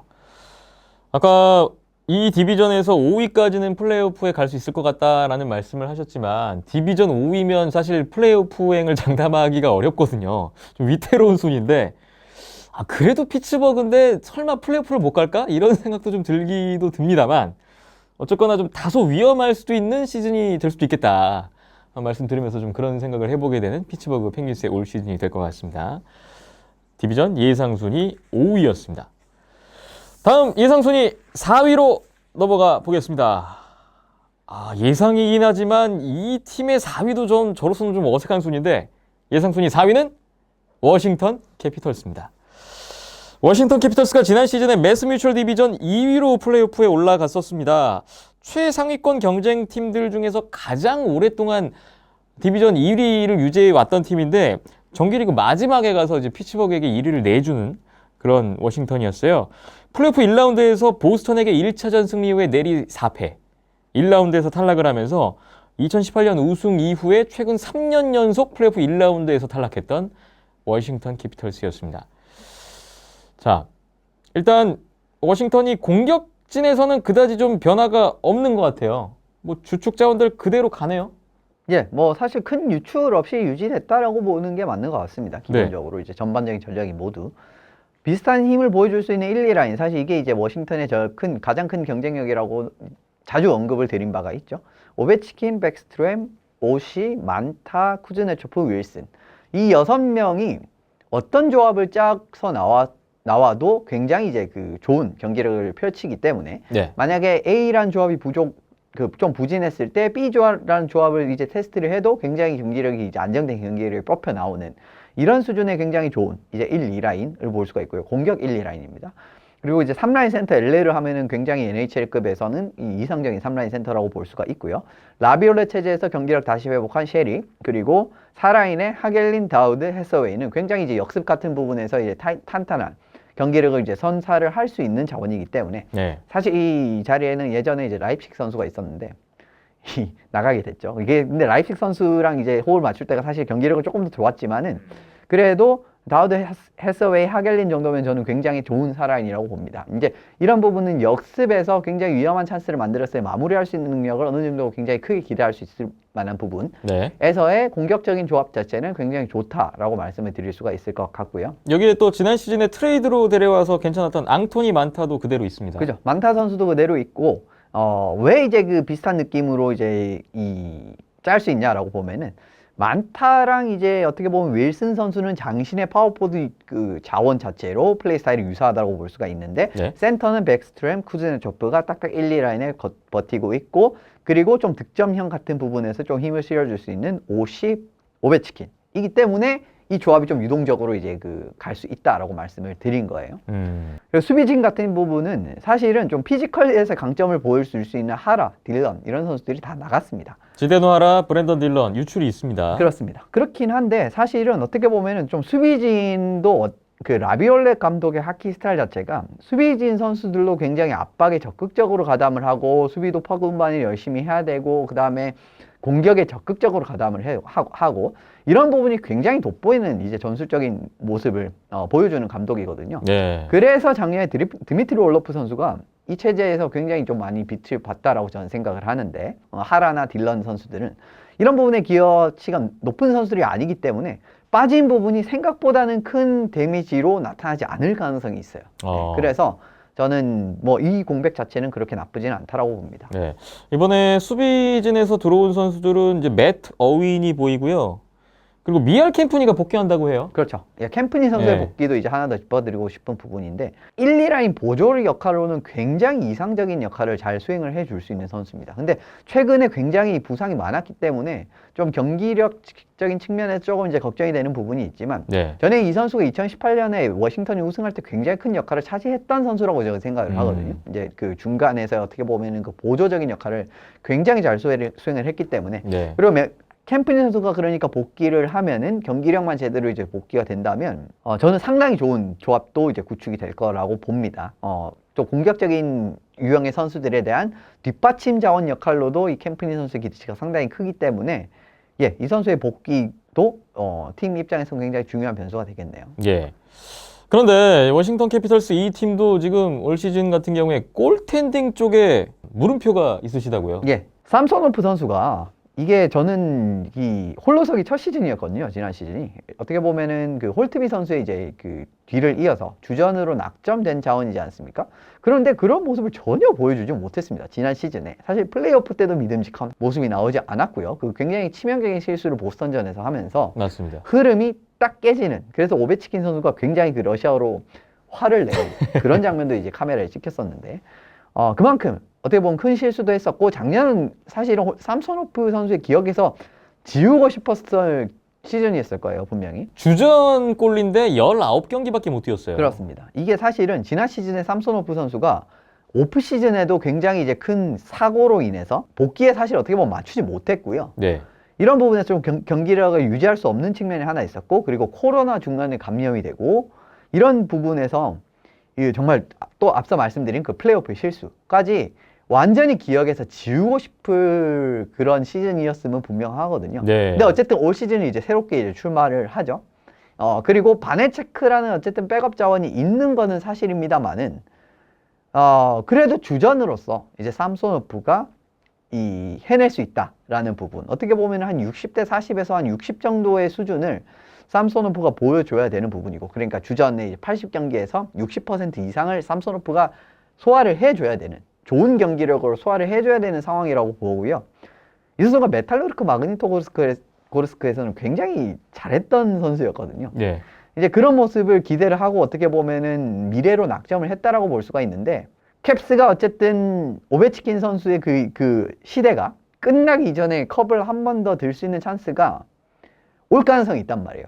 그러면은 그 자원으로서의 그 중심 자원으로서의 그러한 골리로서의 경기력을 보여줄 수 있다라는 걸 증명을 해야 되기 때문에 올 시즌이 어쨌든 삼손호프 선수에게도 좀 중요한 시즌이 되지 않을까. 그리고 워싱턴이 만약에 삼손호프가 굉장히 좋은 경기력을 보인다면은 좀 더 높은 자리로 올라갈 수 있는 힘을 가진 팀은 분명합니다. 네. 그렇기 때문에 삼성노프의 경기력이 굉장히 중요하다라고 볼 수가 있겠네요. 올 시즌에 워싱턴 캐피털스의 골텐딩 상황을 보면 이분이 이제 워싱턴 이적 후에 한 경기도 못 뛰고 은퇴를 하셨고, 네, 그렇죠. 그리고 그 지난 시즌에 물론 비테크 바네체크라는 골리의 발견은 수학이라면 수학인데 거의 뭐 주전 역할을 했으니까요. 하지만 어쨌든 일리아 삼소노프 선수가 이제 지난 시즌에 어떤 그런 기억들은 좀 털어내고 올 시즌에 확고한 좀 주전 골리로서의 본 모습을 보여줘야 되는데, 저도 좀 걱정이 드는 거는 레인저스의 시에스토로킨 선수와 마찬가지로 이 선수도 NHL 풀타임 주전 골리 경험은 아직 없단 말이에요. 그렇죠. 그 부분에 어떤 불안감을 지울 수 있을 것인가, 이 부분을 좀 봐야 될 것 같고요. 뭐 그 부분이 올 시즌 워싱턴 성적에도 직결이 되지 않을까 생각을 해보게 됩니다. 워싱턴 캐피털스 하면 또 엘릭스 오베치킨 선수의 이 올 시즌 과연 몇 골이나 더 추가할 것이냐도 상당한 관심사거든요. 현재 이제 730골, NHL 통산 득점 6위에 올라 있는 오베치킨 선수인데, 지금 위에 순위에 있는 선수들 보니까 브렛 헐이 741골, 그리고 3위에 있는 야로미르 야그르가 766골이거든요. 그러니까 올 시즌에 한 37골을 넣는다면 야로미르 야그르를 넘어서고 3위까지는 올라갈 수 있는 그런 지금 계산이 나옵니다. 지금 2위, 1위는 800골 이상이니까 좀 너무 멀어 보이고요. 예. 이 오베치킨 선수가 이제 36살이에요. 지난 시즌부터 좀 슬슬 아프기 시작했거든요. 올 시즌에 몇 골이나 좀 가능하다고 예상하세요? 기본적으로 득점에서의 그러한 기대치를 보시면 일단 파워플레이에서의 이제 트리거맨 같은 느낌, 어떻게 보면 원타이머맨으로 이제 활용이 되는 부분이 있기 때문에 이 부분에서 저는 어느 정도 이상의 그러한 득점을 뽑아낼 거는 분명하고, 그리고 기본적으로 슈팅 능력이 일단은 또 워낙 받쳐주는 선수이기 때문에 저는 한 45 정도까지, 올해까지는 괜찮을 거라고 봅니다. 40골 이상? 예, 올해까지는 괜찮을 거라고 보고요. 근데 네. 지금 계약 기간 나오는데 아마 매년 32골 정도면은 1위까지 올라갈 수 있는 걸로 계산이 됐던 것 같은데, 그래도 이제 나이가 있기 때문에 이 수치가 어느 정도는 떨어질 겁니다. 그런 부분이 있기 때문에 좀 많이 이제 넣어줄 필요는 있는데, 저는 좀 코로나가 굉장히 좀 안 좋은 시기에 왔다라고 봐요. 이러면서 단축 시즌이 이때 있었고, 그리고 직장 폐쇄 단축 시즌도 그때 어떻게 보면 뭐 오베치킨 선수는 거의 전성기와 육박했던 나이였기 때문에 커리어에서 그러니까 뭐 코로나로 2시즌 단축이 됐고, 그렇죠. 예. 중간에 총 직장 3시즌의 단축 시즌을 경험하게 됐습니다. 예, 그런 부분이 조금 영향이 있지는 않을까. 만약에 이제 기록 달성을 못하고 끝나게 된다면, 1위 달성 못하고 끝나게 된다면은 이 3번의 단축 시즌이 굉장히 아쉬울 수 있지 않을까라는 생각이 들기는 들었습니다. 팀의 주포로서 오베치킨 선수의 득점 역시 큰 변수가 될 것으로 보입니다. 자, 워싱턴 캐피털스 2015-16 시즌부터 19-20 시즌까지 5년 연속으로 이 메트로폴리탄 디비전 1위를 차지했던 팀입니다. 거의 뭐 최근 몇 년간 이 메트로폴리탄에서는 정규리그에서만큼은 최강자로 군림해왔던 워싱턴 캐피털스인데 예상 순위 4위. 조금은 좀 다른 예상이 오늘 나오긴 했습니다만 뭐 뚜껑은 열어봐야 하는 것이니까 올 시즌 한번 또 기대감을 갖고 지켜보겠습니다. 메트로폴리탄 디비전 예상 순위 3위 볼 순서입니다. 예상 순위 3위는 필라델피아 플라이어스입니다. 필라델피아가 지난 시즌 매스뮤추얼 이스트 디비전 6위로 플레이오프 진출에 실패했습니다. 사실 지난 시즌 개막 전에 템파베이 베이거스와 함께 이현숙 기자님이 뽑은 우승 후보 3팀 중에 한 팀이 바로 필라델피아 플라이어스였는데, 하지만 시즌 내내 사실 기대 이하의 성적을 보이면서 결국은 디비전 6위로 시즌을 마감하게 됐던 필라델피아였어요. 이현숙 기자님 최애 팀 2팀이 있잖아요. 예.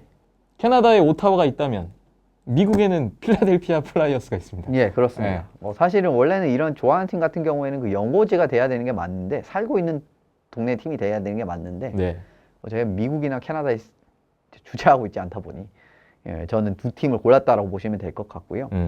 필라델피아 올해 저는 작년에는 사실 굉장히 저는 기대를 많이 했었던 팀이면 분명합니다만은 이 팀도 굉장히 플레이오프에서 이 경기력 자체가 먹히는 경기를 굉장히 많이 했었기 때문에 기대를 했습니다만은 작년은 전반적으로 수비적으로 부족한 부분을 커버를 해내지 못했기 때문에 경기력이 굉장히 좋지 못했습니다. 그러면서 뭐 잘했던 기억이 별로 없었던 것 같아요. 지난 버펄로를 상대로 작년에 고전했던 팀 자체가 저는 별로 기억이 안 나는데 필라델피아는 버펄로 상대로 항상 고전했었습니다. 그런 것만 봐도 이 어떻게 보면은 좀 답답했던 필라델피아의 경기력이라고 할 수가 있을 것 같은데. 그런데 이번 오프 시즌의 필라델피아 움직임을 보면 전력 보강에 상당히 공을 들인 흔적이 좀 보이는 것 같아요. 예, 저는 굉장히 인상적으로 봅니다. 일단 네. 기본적으로 센터직을 말씀을 드리면 1라인 센터 쿠투리에 2라인 헤이스, 3라인에 이제 로턴이나 브라사르 둘 중에 한 명이 되겠죠. 그리고 4라인에 톰슨. 이 선수들이 구축하는 센터진이 딱딱 역할에 맞는 느낌이 돼 있고요. 그리고 모두 투웨이 게임이 되는 선수들입니다. 수비적으로 일단은 무조건 기여를 할 수 있는 선수예요. 그러니까 공격적으로 물론 톰슨 선수는 좀 공격적 기대치가 그렇게 크진 않습니다만은 기본적으로 수비 게임이 완벽하게 이제 그 구사를 할 수 있는 선수들이란 말입니다. 그렇기 네. 때문에 1에서부터 4라인까지 매치업에서 굉장히 큰 이득을 가져가면서 경기력이 이점을 가져갈 가능성이 굉장히 크거든요. 데릭 브라사르, 네이트 톰슨이 또 새롭게 들어오면서 센터진이 훨씬 더 좋아졌다라는 부분을 먼저 말씀드릴 수 있을 것 같고, 그리고 공격 쪽에서 추가적으로 영입 선수를 보니까 캠 애킨슨이 있습니다. 그렇죠. 야쿠프 보라체크의 공백이 어느 정도 좀 걱정이 되는 건 사실인데요. 예. 캠 애킨슨 카드로 어느 정도 메울 수 있을까요? 애킨슨 선수가 아마 보라체크 선수의 이제 공격적인 그러한 포인트 생산적인 부분을 보면은 당연히 보라체크 선수가 훨씬 위인 건 사실입니다. 그런데 애킨슨 선수는 기본적으로 활동량도 많고 스케이팅도 빠르고 그 다음에 좀 몸을 날리는 플레이 같은 부분도 좀 꺼리지 않는 유형의 선수이기 때문에 네. 좀 다용도로 활약할 수 있는 측면에서는 애킨슨 선수의 영입이 훨씬 더 전 좋다라고 보거든요. 그리고 지금 필라델피아가 득점형 윙어가 부족하냐라고 하면 사실 그렇지는 않습니다. 지루 선수도 지금 윙어로서 이제 포지션 변화를 거의 한 상황이라고 보면 되고, 이제 센터를 사실 그 페이스오프를 들어오는 경우도 있지만 기본적으로 저는 랩트 윙으로 지금 이제 그 컨버트 했다고 봐요. 네. 그리고 페러비 선수 지난 시즌 굉장히 잘했죠. 그리고 벤 림스타이크 선수도 있는 데다가 뭐 린드블럼 선수 뭐 이런 선수들도 있기 때문에 코네크닌 선수 있죠. 그래서 기본적으로 좀 득점을 할 수 있는 윙어 선수들은 전 라인에 굉장히 많이 포진이 돼 있습니다. 그렇기 때문에 이런 좀 득점력이 아주 좀 고픈 상태가 나오지는 않을 거라고 봐요. 그리고 지난 시즌에 페러비 선수가 또 이제 좀 한 단계 도약을 읽었던 팀 내 최다골을 기록했죠. 그렇습니다. 20골을 올렸기 때문에 네. 보라체크 선수의 빈자리를 잘 이제 극복을 해낼 수 있다라고 생각을 합니다. 네. 이번에는 수비진의 변화를 한번 볼까요? 예. 어떻게 바뀌었습니까? 이 부분이 굉장히 크게 변했는데, 지난 시즌에 어떻게 보면 문제점이라고 한다면은 이 팀이 어떻게 보면 좀 젊은 수비진의 한계를 굉장히 잘 드러냈었던 그런 팀이거든요. 어떻게 보면은 수비진의 전반적인 선수들의 나이 분포가 모두 24, 25세 선수들만 진짜 쭉 구성이 됐었던 수비진이었습니다. 그러면서 이제 경험적인 부분에서 굉장히 약점을 드러내는 경기력이 굉장히 많았었는데, 네. 올해 같은 경우에는 그 부분의 부진을 해소하기 위해서 슈빌러부터 라이언 앨리스 선수를 영입을 했고요. 그리고 라스무스 리스텔라이넨 선수도 버펄로로부터 영입을 하면서 그렇습니다. 꽤 좋은 자원들을 많이 영입을 했고, 톱4를 다 볼 수 있는 선수들이죠. 1, 2라인이 이제 기용이 될 만한 선수들이죠. 게다가 키스 앤들 선수, 이 굉장히 베테랑 선수 아닙니까? 예. 이 선수까지 영입을 하면서 전반적으로 이제 그 주축 자원, 진짜 직전감, 이러한 중간 자원들을 굉장히 많이 영입을 했어요. 네, 그래서 저는 이제 그 팀의 밸런스적으로도 지금 상당히 수비적으로 밸런스가 굉장히 좋아졌다라고 보고요. 베테랑, 완전 백전노장의 베테랑 자원 2명, 브론, 그리고 중간 자원이라고 할 수 있는 앨리스, 30살이거든요. 그리고 이제 전성기에 딱 접어든 자원이라고 할 수 있는 프로보로프, 센하임, 리스톨라인까지. 이런 식으로 보면은 어떻게 보면은 수비진이 예전에 너무 과잉 자원만 있었던, 어떻게 보면 좀 언제 터지지 이런 느낌의 그러한 그 20대 중반의 전성기에 딱 들어가기 직전의 선수들만 너무 많았던 이전 상황을 생각해 보면은 지금은 굉장히 더 좋아졌다라고 봅니다. 전반적인 이러한 그 분포 자체가 좋아졌다라고 보고, 네. 그리고 이 선수들이 이전 팀들에서도 굉장히 중요한 역할을 했었던 선수들을 많이 영입을 했기 때문에 필라델피아 수비진에서도 이제 좀 더 할 수 있는 그러한 영입이 될 거라고 보기 때문에 수비진도 이제 작년보다 훨씬 더 강력해졌다라고 볼 수가 있을 것 같습니다. 물론 라이언 앨리스를 데려오기 위해서 놀런 패트릭과 필립 마이어스를 포기해야만 했고, 또 라스무스 리스톨라이넨을 데려오기 위해서 로베르트 헤그 선수를 포기해야 했던 어떤 상황이 있었는데, 하지만 이런 선수들이 충분히 그만큼 가치가 있는 선수들이라 이렇게 좀 봐야 될 것 같군요. 예, 지금에서의 가치 비교를 한다면 사실은 비교가 안 됩니다. 지금 시점에서의 그 대가로 이제 넘어간 선수들의 기량을 보면은 지금 시점에서 앨리스, 지금 시점에서 리스톨라인을 이 앞서 말씀드린 선수들과 비교를 하면 사실 비교 안 될 정도로 좋은 자원들이거든요. 네. 그렇기 때문에 물론 이제 이 두 선수에 대한 이제 플레이 스타일적인 부분의 약점은 분명히 있기 때문에 필라델피아가 기대한 느낌의 그러한 시즌이 100%안 나올 가능성은 분명히 있단 말이에요. 그래도 저는 확실히 좋은 쪽으로 간 거는 분명하고요. 직전감 자원을 많이 이제 보강을 했기 때문에. 그리고 저는 좀 좋은 쪽으로 결과가 나올 거라고 생각을 하기 때문에. 올 시즌에 필라델피아가 과연 어떤 성적을 낼 것인가 여러 가지 변수가 있을 텐데 이현숙 기자님이 생각하시는 올 시즌 필라델피아 플라이어스의 키 플레이어, 가장 중요한 변수가 될 선수는 누군가요? 키플레이는 하트죠. 네, 카트 하트. 예, 경기력이 복귀가 될 것인지 올 시즌은 네. 이 부분이 굉장히 중요하지 않을까라는 생각이 듭니다. 사실은 첫 두 시즌에 카터 선수가 주전급을 볼 수 있을 만한 이제 수준의 경기력을 보여주면서 굉장히 큰 기대를 모았던 자원이 분명하단 말이에요. 근데 지난 시즌을 보시면 27경기에 3.67로 87.7%였기 때문에 굉장히 큰 폭으로 부진했다라고 볼 수가 있어요. 지난 시즌에 정말 인상적이었거든요. 그렇죠. 예, 지난 시즌에는 너무 기대 이하였습니다. 그렇죠. 예, 지난 시즌 같은 경우는 진짜 플레이오프 같은 경우에서 그 캐리 프라이스 선수와 거의 골리 싸움을 펼칠 정도로 인상적인 이제 경기력을 선사를 했기 때문에 네. 굉장히 큰 기대를 가지고 지난 시즌에 들어왔단 말이에요. 그런데 생각만큼 지난 시즌의 경기력은 사실 이 부분은 뭐 하트 선수의 부진도 있겠지만 물론 앞서 말씀드린 그 수비진이 약간은 이전만큼 좋지 않았던 이런 부분도 어느 정도 연관은 분명히 있을 겁니다. 근데 지금 수비진이 일단 좋아졌죠. 그런데 만약에 하트 선수가 경기력 회복이 안 된다라고 하면은 일단 기본적으로 골텐딩에서 경쟁력이 없는 팀은 올라갈 수 있는 부분에서 한계가 있을 수밖에 없어요. 예, 그런 부분을 생각을 해봤을 때도 좀 문제가 될 수 있을 가능성이 있기 때문에 하트 선수가 적어도 제가 생각했을 때는 그 첫 시즌, 두 번째 시즌 정도 끝까지는 올해는 보여줘야 된다. 못해도 그 정도는 보여줘야 된다라고 생각을 합니다. 네. 그만큼 주전 수문장인 카터 하트 선수가 이번 시즌에 필라델피아에선 가장 중요한 선수가 될 것으로 보입니다. 예상 순위 3위 필라델피아 플라이어스까지 살펴봤습니다. 이제 두 팀만이 남았군요. 예상 순위 2위 보겠습니다.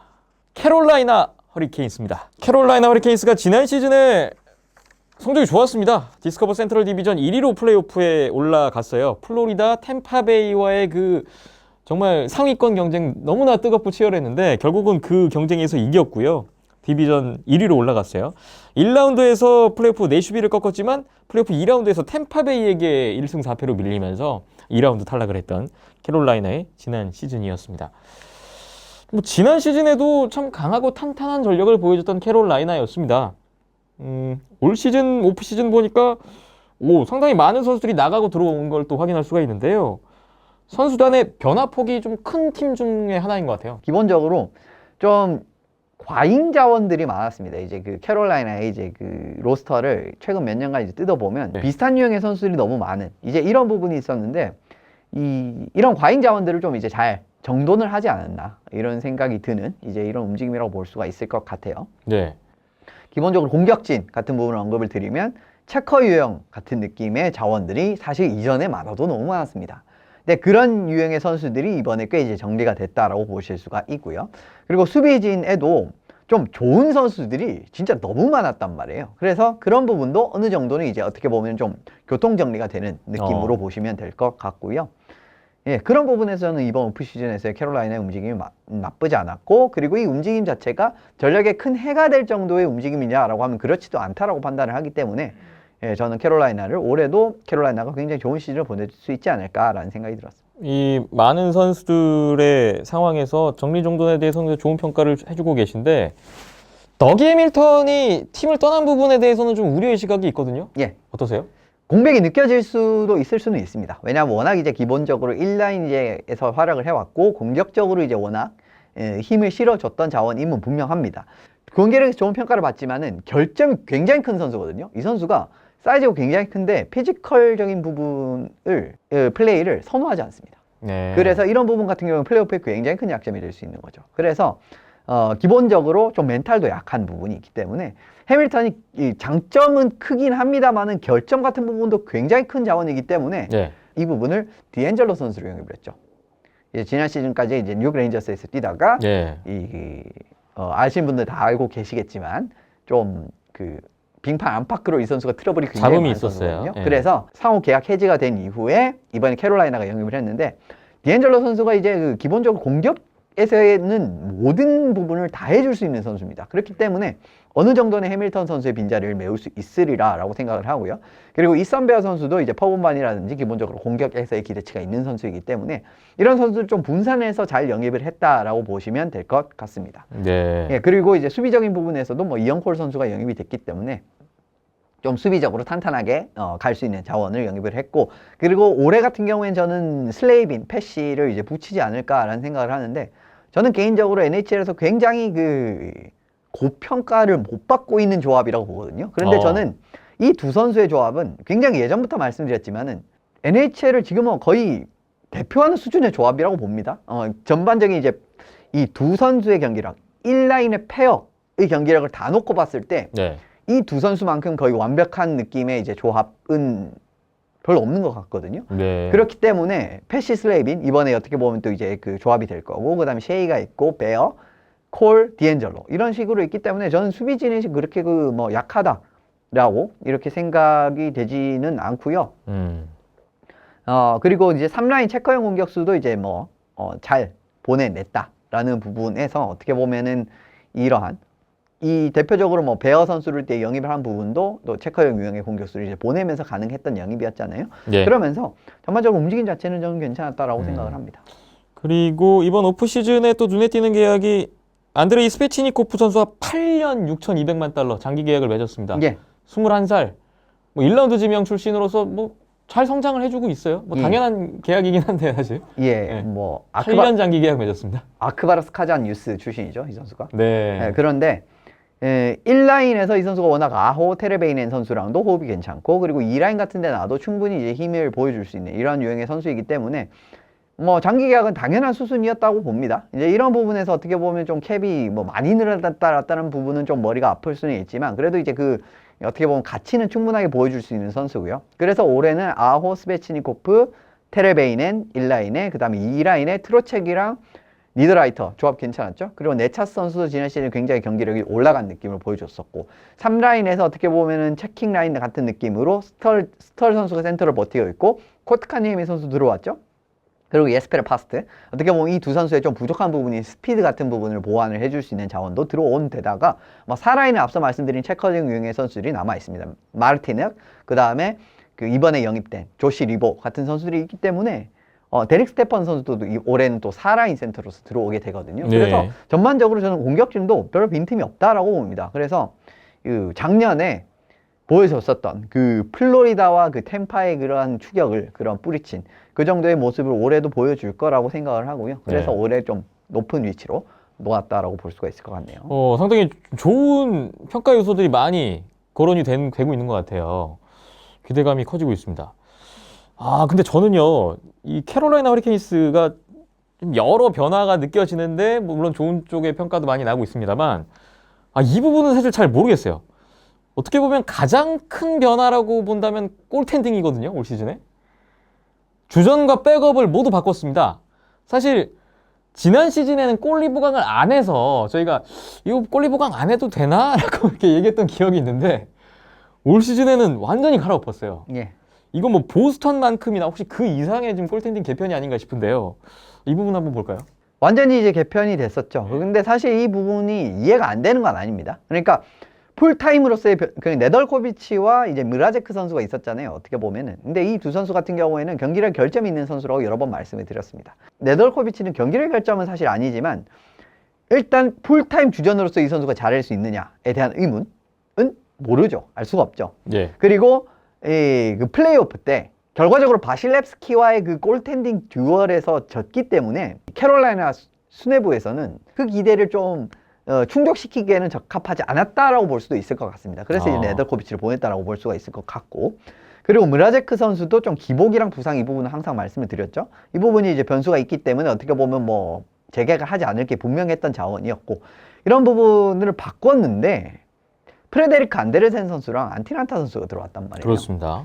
프레데리크 안데르센 선수 같은 경우에는 저는 좀 최근 시즌 또 부진했었고, 어떻게 보면 토론토 언론에서도 굉장히 욕을 많이 먹었죠, 이 선수가. 최근 두 시즌이 안 좋았는데 지난 시즌이 더 안 좋았어요. 예, 그런 느낌의 좀 불안 요소가 있고, 그리고 그 란타 선수는 좀 부상 같은 부분에서의 항상 좀 문제가 있었던 선수입니다. 그래서 지난 시즌에 애리조나에서 12경기 출장에 그쳤군요. 예, 그래서 이제 좀 불안 요소는 분명히 있는 골리들이면 분명합니다만은 네. 좀 고려를 해야 될 부분은 뭐냐면 토론토의 수비진이 굉장히 좋지 않다라는 부분은 제가 뭐 매번 언급을 드리고 있지 않았습니까? 그래서 저는 이런 부분에서 저는 힘을 전혀 못 받았다고 봐요, 안데르센이. 그런데 지금 기본적으로 캐롤라이나의 팀 컬러는 공격수부터 굉장히 수비적인 컬러의 선수들이 많고요.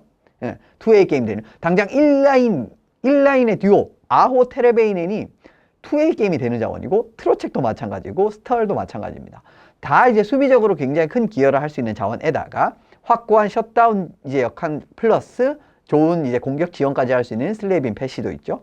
그러니까 수비적으로 저는 굉장히 더 좋은 팀에 들어왔다라고 봅니다. 그래서 안데르센의 경기력 회복이 될 수 있을 거라고 보는 거고, 란타도 안데르센 경기력 회복이 된다면은 이 선수가 예전에 그 뉴욕 레인저스에서 룬드크비스 선수의 백업으로서 굉장히 좋은 시즌을 보낸 2시즌이 있단 말이에요. 네. 그걸 바탕으로 이제 트레이드가 되면서 이제 애리조나로 넘어갔었는데, 안데르센의 경기력만 회복이 된다면 란타 선수도 이제 충분히 따라올 수 있을 만한 자원이라고 저는 생각을 합니다. 그렇기 때문에 저는 골문에서 일단 변수 자체는 있기 때문에 순위의 변동 요소가 될 거라고는 봅니다만은 좀 긍정적으로 작용할 가능성, 이전 골리들보다는 더 나아졌다라고 판단을 하기 때문에 그런 부분에서 이번에 캐롤라이나가 2위 정도 할 수 있지 않을까, 최상위권에 이름 올릴 수 있지 않을까라는 생각을 하는 거예요. 네. 캐롤라이나 헤리케인스 올 시즌에도 충분히 좋은 성적을 기대해봐도 좋을 팀으로 말씀을 나눠봤습니다. 동부 컨퍼런스 메트로폴리탄 디비전 오늘 새 시즌 프리뷰를 진행하고 있는데 한 팀 남아 있습니다. 예상 순위 1위 뉴욕 아일랜더스입니다. 뉴욕 아일랜더스가 이 디비전 2위로 지금 예상이 되고 있는데, 일단 지난 시즌 보겠습니다. 매스뮤추얼 이스트 디비전 4위로 플레이오프에 올라갔었죠. 정규리그 막판에 뭐 워싱턴, 보스턴, 피츠버그 이런 최상위권 경쟁팀들과의 직접적인 맞대결에서 밀리는 바람에 결국 4위로 정규리그를 마감하긴 했는데, 하지만 플레이오프에 올라가서 상위 시드를 연달았겠어요. 피츠버그, 보스턴을 연파하고 3라운드까지 올라갔었고요. 3라운드 동부 컨퍼런스 파이널에서 템파베이에게 3승 4패 7차전에서 패하면서 결국 또 한 번의 고배를 맞았습니다. 최근 2년 연속으로 플레이오프에서 템파베이를 넘지 못하는 결과였는데, 템파베이가 아일랜더스를 잡고 2년 연속 우승을 차지했던 결과 다들 알고 계십니다. 예상 순위 1위일 정도로 아일랜더스의 전력이 올 시즌에도 좋다라는 말씀이신데, 일단 높게 평가하시는 이유부터 한번 들어볼게요.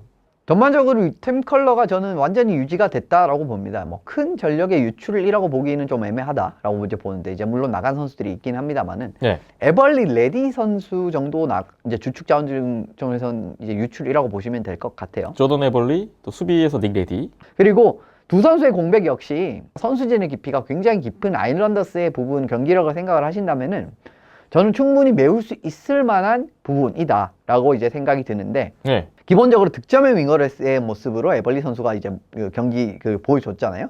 그런데 어쨌든 펠미르 선수 잔류시켰고요. 그런 부분에서 기대치가 있고, 그리고 올 시즌에 어떻게 레디 선수는 사실은 공격적으로는 굉장히 이제 큰 힘을 이제 불어줄 수 있는 선수고, 퍼운반이나 패싱 그리고 슈팅 같은 능력의 기대치가 굉장히 큰 선수임은 분명합니다만은 이 선수가 수비에서 탄탄한 경기력을 펼쳐주는 자원이라고 하면은 그렇지는 않습니다. 네. 그런데 뉴욕 아일랜더스 같은 경우에는 지역 돌파를 굉장히 중요하지 않아도 되는 팀이에요. 왜냐하면 이 팀 같은 경우는 기본적으로 덤펜 찬스, 퍽을 이제 밀어 넣은 이후에 그 퍽을 이제 활동량으로 리커버리하는, 그러니까 다시 따내는 그런 느낌의 이제 그러한, 어떻게 보면 조금은 세련됐다라고 볼 수는 없는 이제 이런 느낌의 팀이기 때문에 그렇기 때문에 저는 닉 레디 선수가 나가긴 부분에 이제 빈자리가 분명히 있긴 합니다만은 전반적인 팀 컬러로 봤을 때는 아주 큰 이제 공백이라고 생각을 하지 않는 거고요. 네. 그리고 오늘 스데노 하라 선수 계약을 했죠? 지데노 하라 선수가 아일랜더스에 합류를 했어요. 뭐 은퇴하는 거 아니냐 뭐 이런 얘기도 나왔었는데, 결국은 아일랜더스에 합류를 하게 됐고 44살에 NHL 최고령 선수로서 한 시즌을 더 아일랜더스에서 뛰게 됐습니다. 예, 분명히 아직 물론 이제 나이가 많긴 합니다만 아직까지 이제 피지컬적인 부분이라든지 3라인 수비 세 번째 페어 같은 부분에서 충분히 기여를 해줄 수 있는 선수이기 때문에 이런 부분에서 기대치가 있는 선수라고 할 수 있고, 그리고 이제 퍼군만 이런 부분도 사실 이제 스콧 메이필드라든지 이런 선수들이 어느 정도는 되는 부분이 있기 때문에 노아 dob슨 선수도 뭐 어느 정도는 또 더 좋은 경기력을 기대할 수가 있을 거고요.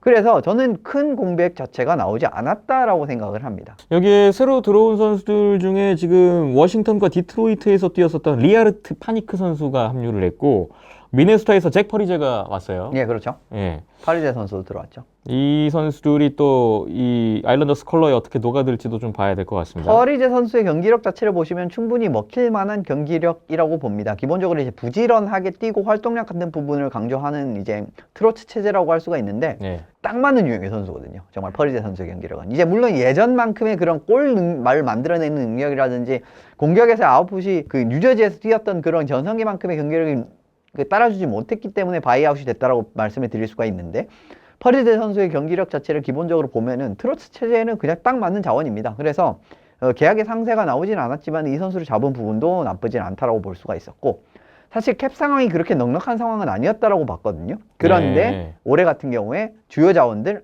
보빌리에, 펠릭, 소로킨 선수들 그냥 다 잡았습니다. 그리고 이 앤더스 리 선수도 중간에 이제 복귀가 되겠죠? 올 시즌. 그렇죠. 지난 시즌 사실 도중에 앤더스 리 선수가 빠진 부분이 정말 아쉬웠거든요. 예, 파워포워드로서 딱 한 골을 넣어줄 수 있을 때 어떻게 보면 그 네트 앞에서의 그 혼전에서 뭐 한 골을 넣는다든지 아니면 슈팅 능력으로 골을 만든다든지 이런 부분에서 리 선수가 이제 어떻게 보면 있었으면 굉장히 좋았을 것 같다라는 생각을 지난 시즌에 템파전에서 많이 했었는데 어쨌든 올해는 뭐 돌아올 게 가능성이 크기 때문에 리 선수도 복귀를 하는 데다가 전반적인 뭐 전력도 잘 지켰고 했기 때문에 저는 아일랜더스가 지금 오프 시즌의 그런 변수, 약점에 대한 변수 같은 부분이 제일 적은 팀이라고 생각을 합니다.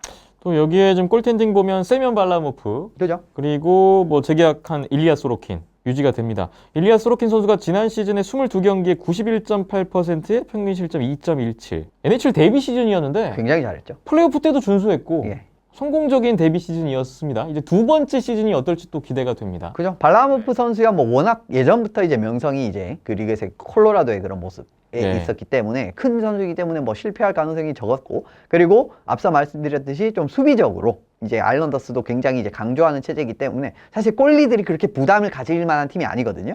그래서 검증이 됐습니다. 발라모프는. 네. 근데 이제 문제는 소로킨이었죠. 사실 소로킨이 처음에 이제 그 NHL에 이제 데뷔를 했을 때는 KHL 레벨 이상급의 굉장히 날카로운 NHL급 샷에는 좀 약점을 보이면서 경기력이 왔다 갔다 했던 적이 있었어요. 근데 그게 이제 가면 갈수록 그 약점 같은 부분이 좀 보완이 되면서 경기력과 안정화에 들기 시작했었고 지난 시즌 플레이오프만 되짚어 봐도 발라모프가 무너진 빈자리에서 투입이 돼도 완전히 성공적인 모습을 보이면서 저는 거의 뭐 체스카 모스크바 때 그런 모습이 어느 정도 이상으로는 충분히 나왔다라고 보거든요. 물론 이제 아직까지도 진짜 초 NHL급 샷이 왔을 때에 대한 대응 능력이 약간은 부족한 거는 틀림없어요. 그래도 경기력 자체는 충분히 이제 주전급 백업으로서의 완전히 증명을 했다라고 봐도 무방을 한 상황이기 때문에 네. 그리고 뭐 재계약 규모도 400만 달러에 3년이죠. 그러면 아주 큰 규모도 아니거든요. 뭐 그냥 적당한 규모의 주전급 백업으로서의 기대치를 그 충족할 수 있을 만한 그 재계약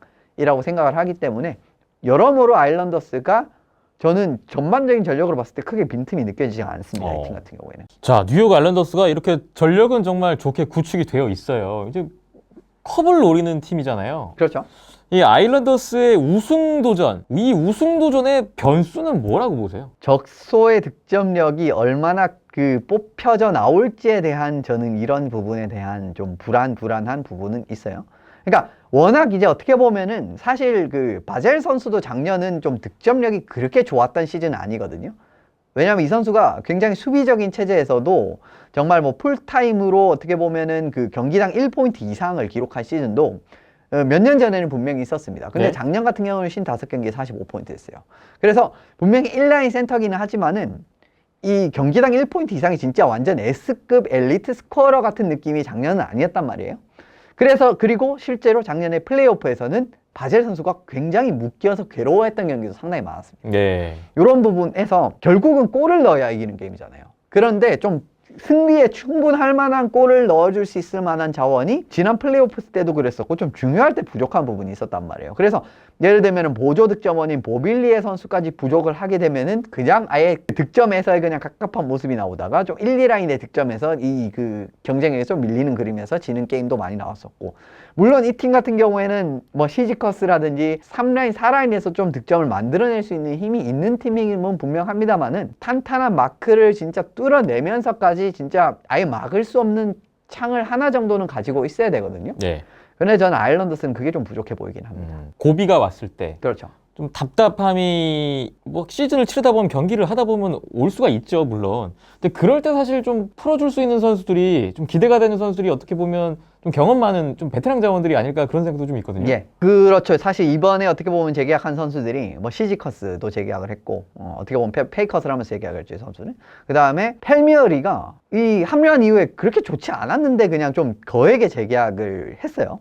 제이제가고 같이 왔는데 이제 펠미어리만 선택을 한 거죠. 그렇죠. 예. 이제 4년, 5년으로 두 선수의 계약 기간이 좀 긴데 사실 이런 부분은 조금은 이제 그 캡 유동성적인 부분에서 좀 불안 요소가 될 수는 있을 것 같아요. 그리고 네. 펠미어리는 좀 전통적으로 이제 뭐 30골 정도를 넣는 득점원이면 분명했습니다만은 이 선수가 이제 아일랜더스 들어온 이후에 기복이 굉장히 심했거든요. 괜찮은 경기력을 벌써 골을 많이 뽑아내는 경기도 있었는데 그냥 조용할 때는 쭉 조용하다가 또 이제 이런 부분에 경기력적인 기복이 있는 선수이기 때문에 네. 예, 어떻게 보면은 지금 그 에벌리 선수의 좀 빈자리를 1차적으로 메울 만한 그 후보군이라고 하면은 펠미어리라고 볼 수가 있는데 그래서 좀 펠미어리가 올해 같은 경우는 좀 꾸준하게 잘해주는 경기력이 좀 필요하지 않을까 이런 생각이 듭니다. 아, 카일 펠미어리 선수가 그럼 그만큼 좀 중요한 임무를 부여받는 시즌이 될 것 같네요. 올 시즌에 개막전 대진을 보니까 재밌네요. 뉴욕 아일랜더스와 캐롤라이나가 개막전에서 만납니다. 이 디비전 지금 예상 순위 1, 2위가 개막전에서 만난다는 점. 출발부터 상당히 좀 흥미롭게 볼 수 있는 그런 메트로폴리탄 디비전이 되지 않을까 싶습니다. 오늘 동부 컨퍼런스 메트로폴리탄 디비전 이렇게 예상 순위별로 총 8팀, 한 팀씩 프리뷰를 해봤습니다. 자, 과연 시즌이 개막해서 실제로는 좀 어떤 모습이 나오게 될지 오늘 이현숙 기자님과 제가 이야기 나눴던 부분들이 현실에서는 또 어떻게 구현될 것인지 시즌 보시면서 또 오늘 나눈 내용들 좀 상기해 보시면 또 색다른 재미가 있지 않을까 싶네요. 자, 저희가 다음 3회에서는 서부 컨퍼런스 센트럴 디비전 프리뷰를 진행할 예정입니다. 올 시즌에 센트럴 디비전은 또 애리조나 카이오츠가 새롭게 들어갔기 때문에 8팀이 됐거든요. 또 약간의 또 변화도 있는 그런 디비전이라서 또 주목이 되는데요. 다음 주에는 센트럴 디비전 프리뷰와 함께 할 테니까 또 여러분 많은 관심 부탁드리겠습니다. 하키 시그널 2회 오늘은 여기까지 하겠습니다. 여러분 댓글로 참여 많이 부탁드리고요. 좋아요, 구독, 알림 설정, 또 후원까지 해주시면 더욱 감사하겠습니다. 여러분의 관심과 응원이 필요한 하키 시그널 앞으로도 많은 응원 부탁드리면서 이만 물러가겠습니다. 지금까지 이현숙 기자였고요. 저는 김태범이었습니다. 오늘도 끝까지 함께해 주신 여러분 고맙습니다.